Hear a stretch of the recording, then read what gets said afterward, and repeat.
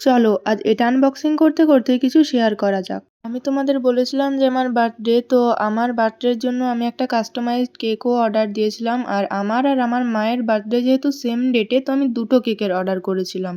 আমি সাধারণত খাতারাতে একজন হোমমেড কেক বানান একটা আন্টি, তো তার কাছেই আমি কেক নিয়ে থাকি। পার্সোনাল কিছু কারণ থাকার জন্য আমি ভেবেছিলাম যে ওনার কাছ থেকে কেকটা না নিয়ে অন্য কোথাও থেকে কিনে নেব।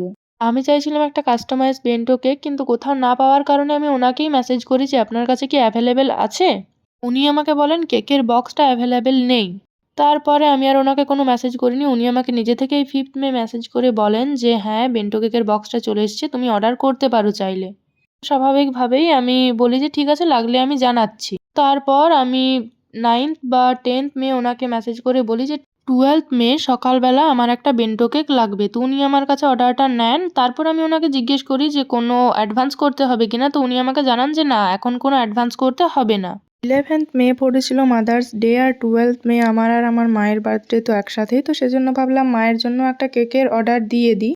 10th মে ওনাকে আমি মেসেজ করে বলেছিলাম যে 12th মে সকালে কিন্তু আমি কেকটা নেব। কি হয়, অনেক কেকের অর্ডার থাকে তো ভুলে যেতেই পারে, সেই জন্য আমি মেসেজ করে দিয়েছিলাম। 11th মে দুপুর দিকে আমি মেসেজ করে বলি আমার আরেকটা কেক লাগবে। তখন 4:30টার সময় উনি আমাকে রিপ্লাই দিয়ে বলেন যে না, আমার শরীরটা ভীষণ খারাপ, তুমি সকালের বদলে কেকটা বিকেলে নেবে। তখন আমি কল করি, কিন্তু উনি কলটা তোলেন না। তো আমি মেসেজেই বলি যে ঠিক আছে, তাহলে অন্তত 12টার দিকে দেওয়ার চেষ্টা করুন। তখন উনি বলেন ঠিক আছে, দেখছি। তারপর আমি বলি যে ঠিক আছে, একটু সকাল দিকে জানাবেন যে আপনি কটার দিকে দিতে পারবেন।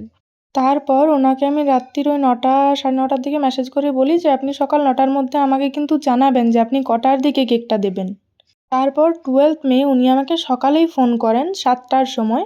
কল করে বলছেন সেই সময় যে দেখুন, কিছু মনে করবেন না, আমি কেকটা দিতে পারছি না, আমার না প্রচণ্ড শরীর খারাপ, কাল সারাদিন দাঁড়িয়ে দাঁড়িয়ে কেক করেছি, আমার খুব কোমরে ব্যথা, আপনি চট্টল বা অন্য কোথাও থেকে কেকটা নিয়ে নিন। তারপর আমি চট্টল গেলাম, কিন্তু কোনো কেক ছিল না। আর ওনারা বললেন আমাদের গাড়ি ঢুকতেও আজ লেট হবে। তো সেই দিন আর কোনো কেক পাওয়া যায়নি, আর সেলিব্রেশনও করা হয়নি আমার বার্থডে। তার উদ্দেশ্যে একটাই কথা বলার, এই রকমটা কখনো করবেন না। যতই হোক এটা আমাদের একটা স্পেশাল দিন, তো সেলিব্রেট করতে না পারলে অনেকটাই খারাপ লাগছে, কারণ যেহেতু এটা আমার 20 ইয়ার্সের বার্থডে, আর অনেকটাই এক্সপেকটেশন ছিল এই দিনটাকে নিয়ে।